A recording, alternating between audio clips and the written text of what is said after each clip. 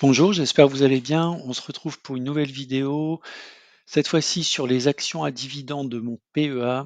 Alors j'ai classé en fait dans mes stratégies des actions à dividendes sur deux axes, ce que j'ai appelé dividende A et dividende B. Alors les dividendes A sont des actions que je pense garder sur le très très long terme dans mon portefeuille, autrement dit pour toujours, et les dividendes B donc ce sont des actions que je pense garder dans mon portefeuille, mais qui sont, à mes yeux, un peu moins solides, que, les dividendes A. On va le voir dans le cours de la vidéo. Je vous expliquerai un petit peu pourquoi je pense qu'elles sont un peu moins solides.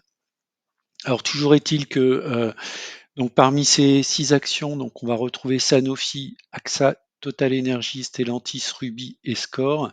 J'ai mis en dessous la mise à jour du dividende, donc pour l'année 2023 qui sera versée donc en 2024. Alors Stellantis, j'ai tenu compte, des 15 de prélèvement à la source puisque la société est cotée en dehors de Paris, sur Amsterdam, si je me trompe pas, il y a un prélèvement de 15 sur les dividendes. Alors, on démarre par un avertissement. Je ne suis pas conseiller financier. Cette vidéo n'a pas pour but de vous proposer un placement financier ou un quelconque conseil d'achat, mais a uniquement un but pédagogique et de partage. Vous restez responsable de vos investissements. Alors, j'ai un tableau de bord dans lequel je suis en fait l'ensemble de mes actions. Donc là, je vous ai fait un filtre sur le tableau de bord sur mes actions donc classées dividendes. Donc les dividendes A, TotalEnergies, AXA et Sanofi, les dividendes B, donc Rubis, Stellantis, Score. Donc je suis en fait ces actions avec quelques critères, alors notamment des critères déterminant des zones d'achat. Et puis dans la colonne G, vous avez la distance par rapport à ma zone d'achat. Donc si on se rapproche, si on a moins de 10%, donc je vais apparaître en vert, hein. Typiquement Sanofi est rentré dans une zone qui peut commencer à m'intéresser, sachant que ma target est à 82 euros. Donc on n'est plus très loin, on est à 6%. Donc il faudrait une petite baisse. Alors j'ai fait également, alors ça c'est pour l'ensemble de mon portefeuille, une colonne zone de vente. Donc ce qui pourrait être des targets sur des ventes en fait de mes actions. On peut voir par exemple que Rubis, Stellantis et AXA pourraient tout à fait être sur des zones de vente. Alors, ce qui est intéressant de regarder, c'est la colonne donc L et M. L, c'est le rendement de l'action sur le cours actuel et M, c'est le rendement de l'action sur le PRU. On pouvait observer quand même que sur cette sélection d'actions, à part Sanofi, mais on est quand même sur des rendements relativement élevés. Alors, c'est une bonne chose et c'est une mauvaise chose. C'est une bonne chose si vous êtes rentré sur le dossier il y a très longtemps, donc vous avez un PRU très bas, une action qui distribue du dividende, on va dire autour de 5% sur le cours actuel, comme Stellantis qui est à 9% aujourd'hui. Bon, bah, ça s'explique par le fait qu'on soit rentré il y a quelques années sur l'action. Par contre, une action qui délivre du dividende de manière constante relativement élevée, c'est pas forcément un bon signe. On va démarrer par Total Energy. Donc Total Energy, le dividende 3,01, on a un rendement sur PRU de 7,05. Alors, ce qu'on va regarder, c'est des infos que j'ai eues sur rendementbourse.com. C'est l'évolution du dividende dans le temps, puisque l'intérêt lorsqu'on investit dans des sociétés qui distribuent du dividende, eh bien, c'est également la préservation du capital, puisque si on distribue 10% du dividende et que l'action perd 10% par an, globalement, en fait, on n'a rien gagné. Donc idéalement, c'est une action qui a une croissance et en même temps qui distribue du dividende. C'est le cas de Total. Sur les 30 dernières années, elle a une croissance en moyenne d'un peu plus de 3% par an et elle distribue du dividende. Donc ça, voilà, c'est plutôt bien. Donc au niveau total, donc ce qu'on peut dire, c'est quand même que la croissance sur du dividende sur 5 ans est relativement rapide. Par contre, sur 10 ans, elle est lente. Maintenant, au niveau graphique, si je dois renforcer Total, donc moi, en tout cas, c'est mon objectif. On voit qu'on est actuellement dans un triangle, dans un biseau, pardon, légèrement descendant. Donc c'est de l'hebdo, hein, c'est Total sur les cours hebdo. On voit qu'il y a des grosses fluctuations dans la semaine. Par contre, le sens sur le court terme de l'évolution totale est relativement incertain. C'est ce qu'on peut voir sur des formes de pin bar en fait.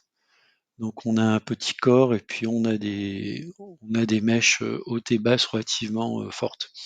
Alors deux possibilités, si on sort vers le haut, on pourrait retourner vers les 64 euros. Et puis si on sort vers le bas, pour moi, c'est des opportunités d'enforcement au niveau 58, 56 et 51 euros. On va passer à AXA. Donc le rendement d'AXA sur mon PRU, c'est de 8,42. Sur le cours actuel, 5,14. Société qui connaît également une croissance, donc relativement faible. Sur les 30 dernières années, 1,51%. C'est une société, moi, qui m'intéresse en termes de rendement, parce qu'on peut voir que la croissance sur 5 ans et notamment 10 ans est rapide. Alors même si elle est un petit peu plus lente sur les 2 dernières années, on a quand même une belle croissance rapide sur les 10 dernières années. Donc ça, c'est typiquement une action qui m'intéresse. Je vais regarder la droite de régression. On est légèrement trop élevé sur AXA actuellement. Elle évolue dans un canal ascendant au niveau graphique. Alors, ce qui sera intéressant, c'est d'attendre peut-être on est sur une résistance actuellement, attendre un retour peut-être sur le bas du canal qui correspond au support des 31,45 ou éventuellement un peu plus bas à 30 euros ou encore à 27 euros. Donc, si on passe à Sanofi, qui distribuera un dividende de 3,76 euros, j'ai un rendement sur PRU de 4,55, alors qui est contrebalancé en fait par un modèle de croissance d'un peu plus de 5%. Donc c'est une société qui distribue un peu moins de dividendes que Total par exemple, mais qui a une croissance, ou AXA, mais qui a une croissance un peu plus forte. Donc là, on peut associer les deux. Je l'ai quand même positionné sur une société plutôt de rendement que de croissance, sachant que néanmoins, la croissance du dividende sur 5 ou 10 ans est relativement faible, de l'ordre de 2,5%. Au niveau graphique, on est également dans un biseau légèrement ascendant. On pourrait attendre donc un retour vers les 82, voire les 77 euros pour se renforcer. En tout cas, moi, c'est ma stratégie sur Sanofi. On va passer à Stellantis. On a relativement peu de recul puisque le groupe Stellantis naît de la fusion de Peugeot avec une myriade de constructeurs et relativement récente. Fin 2020, si c'est bon, on a à peu près 3 ans de recul. Donc la droite de régression n'est pas forcément très très parlante. Par contre, ce qui est intéressant de voir, c'est que sur les quelques années d'existence, on voit quand même que le rendement est en croissance sur les 3 dernières années. Parce qu'on voit le détachement 2021, 2022 et 2023. Donc on a plutôt de la croissance au niveau du rendement. Dividende de 1,31, en fait un peu plus. C'est juste qu'il y a une ponction de 15%.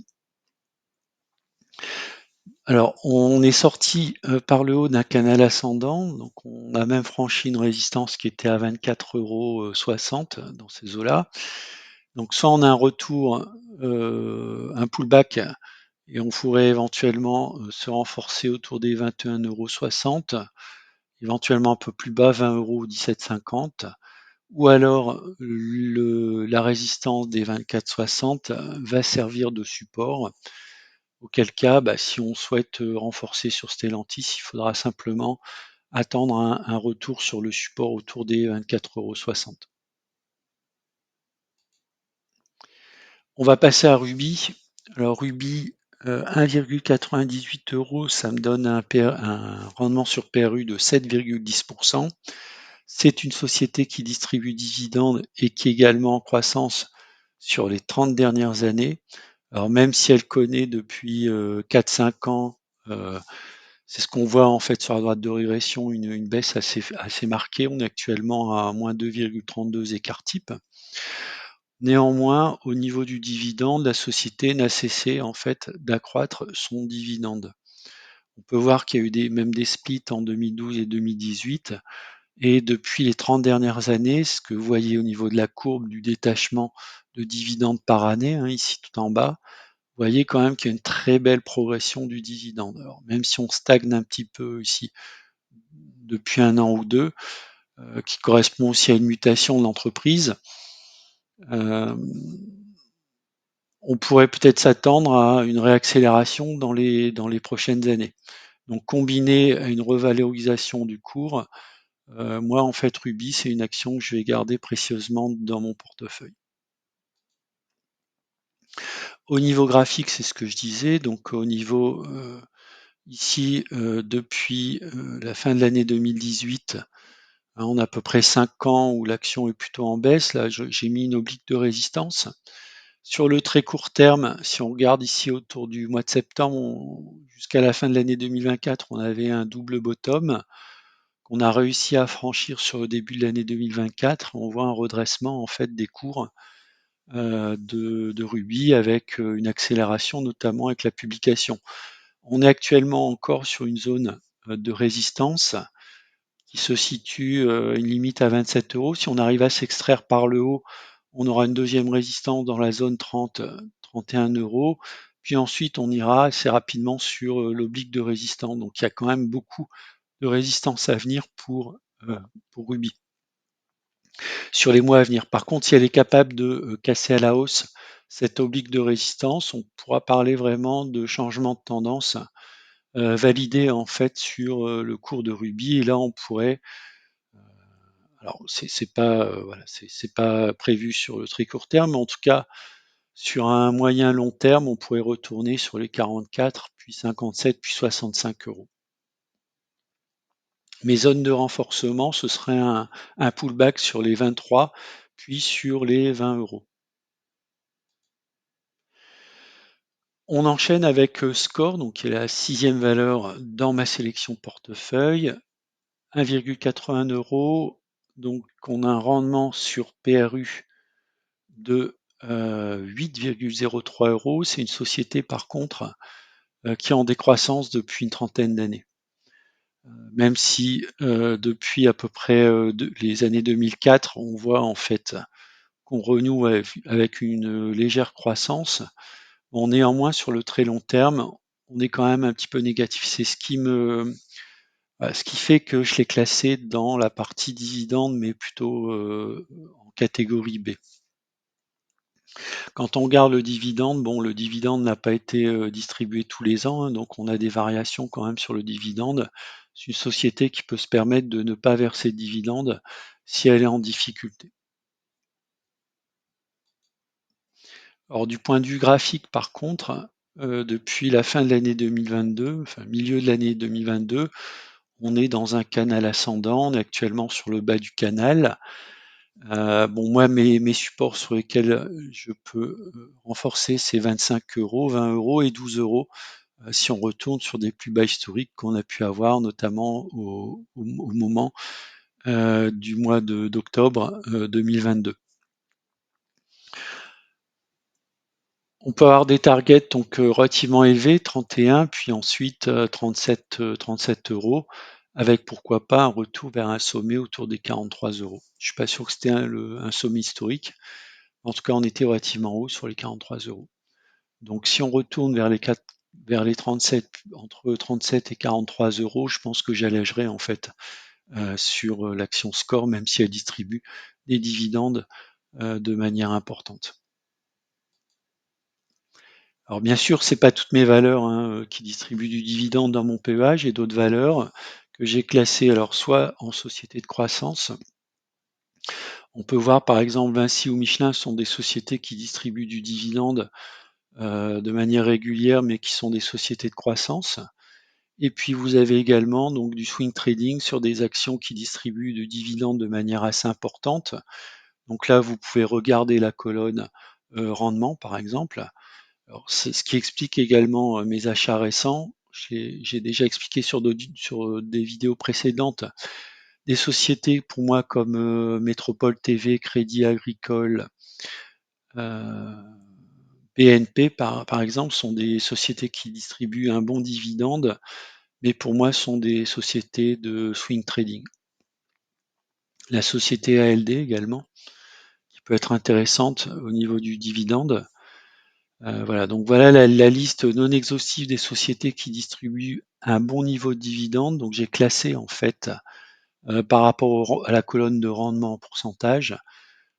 Je me suis limité donc aux actions qui étaient à peu près au-dessus de 4%, même si on peut voir ici l'action Vinci qui a 3,80 sur le cours actuel, mais 4,43% si je prends en compte le rendement sur mon PRU. Voilà, c'est la fin de la vidéo. Je vous remercie de l'avoir regardé. N'hésitez pas à mettre en commentaire, vous, quelles sont vos actions à dividendes que vous avez dans votre portefeuille et notamment des actions à dividendes que vous souhaitez garder sur le très très long terme. Ça peut m'intéresser parce que je suis toujours en phase de constitution de ce portefeuille et à la recherche d'actions à dividendes qui sont pour vous des actions on va dire, à de très fortes convictions, c'est-à-dire que vous pensez garder sur le très, très long terme. Voilà, à bientôt.